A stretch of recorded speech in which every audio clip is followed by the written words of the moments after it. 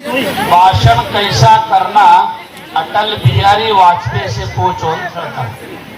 भाषण कैसा करना अटल बिहारी वाजपेयी से पूछो, धोती कैसा पहना देवेगौड़ा से पूछो, कार्यक्रम कैसा करना ಬಂಕಲ್ಗಿ गांव से पूछो, ಬಂಕಲ್ಗಿ गांव से पूछो ಅಂತಂದ್ರೂ ಕೂಡ ತಪ್ಪಾಗಿಲ್ಲ. ನಿಜವಾಗಿ ಕೂಡ ಒಂದು ಮಾತನ್ನು ಹೇಳಕ್ಕೆ ಇಷ್ಟಪಡ್ತಾ ಇದ್ದೀನಿ. ನಮ್ಮ ತಾಲೂಕಿನೊಳಗ ನಾನು ತಿರುಗಾಡಾರ ಊರೇ ಉಳಿದಿಲ್ಲ. ಆದ್ರೆ ಈ ಒಂದು ನಮ್ಮ ತಾಲೂಕಿನೊಳಗೆ 110 ಹಳ್ಳಿಯೊಳಗ ನಿಜವಾಗಿ ಕೂಡ ಇಂಥ ಒಳ್ಳೆಯ ಕಾರ್ಯಕ್ರಮ, ಅದರಲ್ಲಿ ಸರ್ಕಾರಿ ಶಾಲೆಯ ಕಾರ್ಯಕ್ರಮ, ಈ ಸರ್ಕಾರಿ ಶಾಲೆಯ ಒಂದು ಸೌಂದರ್ಯ ನೋಡಿ ಎಷ್ಟು ಆನಂದ ಅಂತಂದ್ರೆ ನಿಜವಾಗಿ ಕೂಡ ಭಗವಂತನ ಇವ್ ನೋಡಿದಂತ ಸಂತೋಷ ಇವತ್ತಾಗಿದೆ. ಯಾಕಂದ್ರೆ ಶಾಲೆ ಅಂದ್ರೆ ದೇವರ ಸಮಾನ ಅಂತ ಶಾಸ್ತ್ರ ಹೇಳ್ತವೆ. ನಿಜವಾಗಿ ಕೂಡ ಈ ಬಂಕಲಿ ಗ್ರಾಮೋತ್ಸವ ಕೂಡಿಕೊಂಡು ಒಳ್ಳೆಯ ಕಾರ್ಯಕ್ರಮ ಮಾಡಿರಿ. ನೀವು 100ಕ್ಕೆ 100 ಮಾರ್ಕ್ಸ್ ತಂದ್ರೂ ಕೂಡ ತಪ್ಪಾಗಿಲ್ಲ. ಇವತ್ತು ದಿವಸ 25 ರಜತ ಮಹೋತ್ಸವ ಸಾಮಾನ್ಯ ಅಲ್ಲ.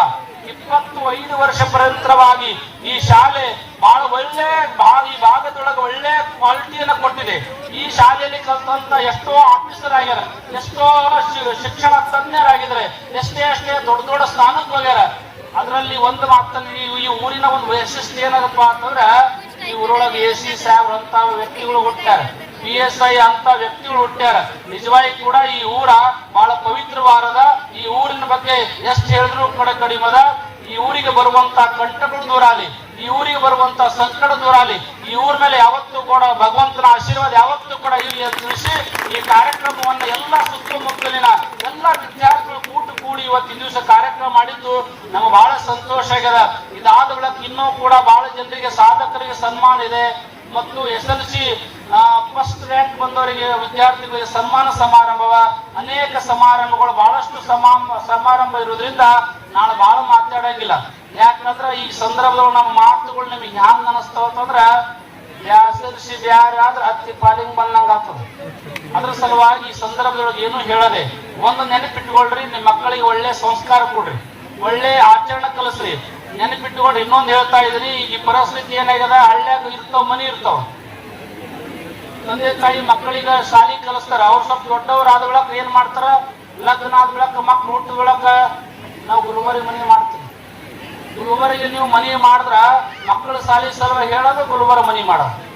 ಹೀಗೆ ಮಾಡೋದ್ರಿಂದ ನಿಮ್ಮ ತಂದೆ ತಾಯಿದ್ರು ಇಲ್ಲಿ ಬಿಟ್ಟು ಹೋಗಿ ನೀವು ಗುಲ್ಬರ್ಗ ಮನಿ ಮಾಡೋದ್ರಿಂದ ಏನಾಗ್ತದಂದ್ರ ಮುಂದೆ ಅವ್ರು ನಿಮ್ಮ ಮಕ್ಕಳು ದೊಡ್ಡವರಾಗ್ತಾರ. ನೀವ್ ಹೆಂಗ ತಂದೆ ತಾಯಿದ್ರಿ ಈಗ ಬಂಕಲಿಗೆ ಅಲ್ಲಿ ಯಾವುದೇ ಊರಾಗ ನೀವು ಬಿಟ್ಟು ಹೋದ್ರಂತಂದ್ರ ಅವ್ರ ಮಕ್ಳು ನಿಮ್ಮ ಗುಲ್ಬರ್ಗ ಅಲ್ಲಿ ಬಿಡ್ತಾರ, ಅವ್ರು ಬೆಂಗಳೂರು ಮನಿ ಮಾಡ್ತಾವ. ಅದ್ರ ಸಲುವಾಗಿ ಮಕ್ಕಳಿಗೆ ಸಂಸ್ಕಾರ, ಮಕ್ಕಳು ಏನಪ್ಪಾ ಅಂತಂದ್ರೆ ಮಕ್ಕಳಿಗಾಗಿ ಆಸ್ತಿ ಮಾಡುವುದು ಬೇಡ, ಮಕ್ಕಳನ್ನೇ ಆಸ್ತಿ ಮಾಡೋ ನಿಮ್ಮ ಮಾತನ್ನ ಯಾವತ್ತೂ ಕೂಡ ನಾವು ಇಟ್ಕೊಳ್ಬೇಕು. ಮಕ್ಕಳಿಗೆ ಒಳ್ಳೆ ಸಂಸ್ಕಾರ ಕೊಡ್ರಿ, ತಂದೆ ತಾಯಿಂದ್ರೆ ಒಳ್ಳೆ ಭಾವನೆಯಿಂದ ದುಡಿರಿ.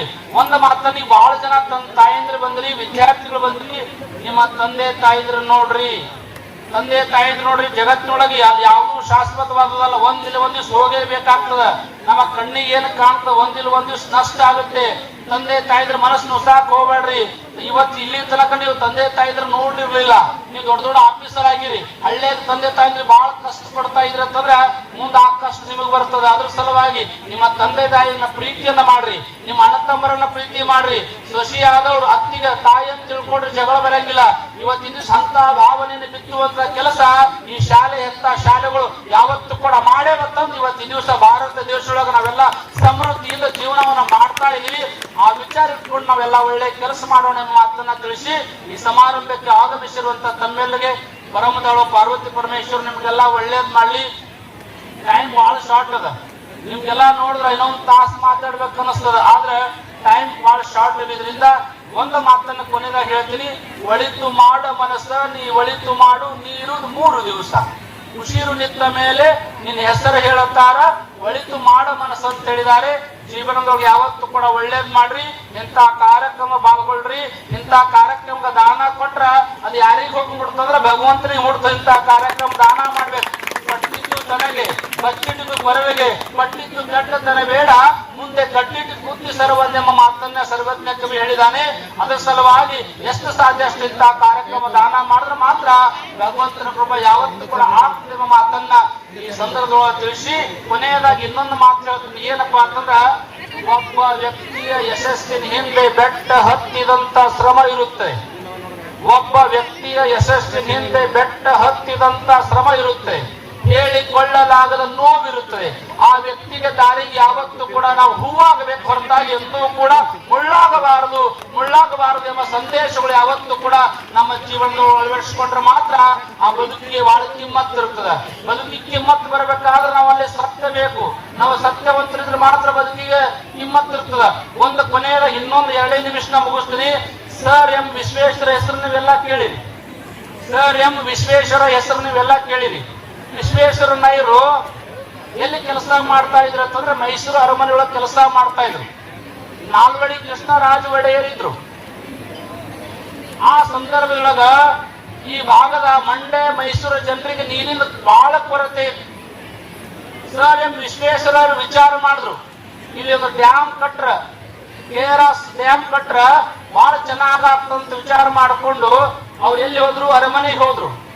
ಹೋಗಿ ಮಹಾರಾಜರಿಗಂದ್ರು, ಇಲ್ಲಿ ಒಂದು KRS ಅಣೆಕಟ್ಟು ಕಟ್ಟಿದ್ರೆ ಬಹಳಷ್ಟು ಜನರಿಗೆ ಅನುಕೂಲ ಆಗ್ತಂತ ಕೇಳಿದಾಗ ನಾಲ್ವಡಿ ಕೃಷ್ಣರಾಜ ಒಡೆಯರ್ ಅಂದ್ರು, ಬಹಳ ಸಮಸ್ಯೆ ಅದ. ಯಾಕೆ ಸಮಸ್ಯೆ ಅಂದ್ರೆ ದುಡ್ಡಿನ ಬೇಕು, ಬಹಳ ದುಡ್ಡು ಖರ್ಚಾಗ್ತದೆ, ದುಡ್ಡು ಹ್ಯಾಂಗ್ ಹೊಂದ್ಸೋದು ಅಂತಂದ್ರು.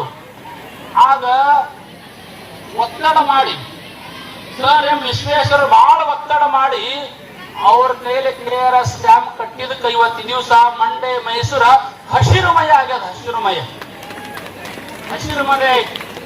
ಆಗ ಒಬ್ರು ಕೇಳಿದ್ರತ್, ಎಲ್ಲ ಡ್ಯಾಮ್ ಕಟ್ಟದ ಬಳಕ ಸರ್ ಎಂ ವಿಶ್ವೇಶ್ವರ ಕೇಳಿದ್ರತ್, ಅಲ್ರಿ ನೀವೆಲ್ಲ ಮಹಾರಾಜರಿಗೆ ಒತ್ತಡ ಹಾಕಿ ಎಂತ ಕೆಲಸ ಮಾಡಿದಿ, ಮಹಾರಾಜರ ಹತ್ರ ಹೋಗಕ್ಕೆ ಅನಿಸ್ತಾರ, ನೀವ್ ಹ್ಯಾಂಗ್ ಹೋಗಿರಿ ಅಂತಂದ್ರತ್.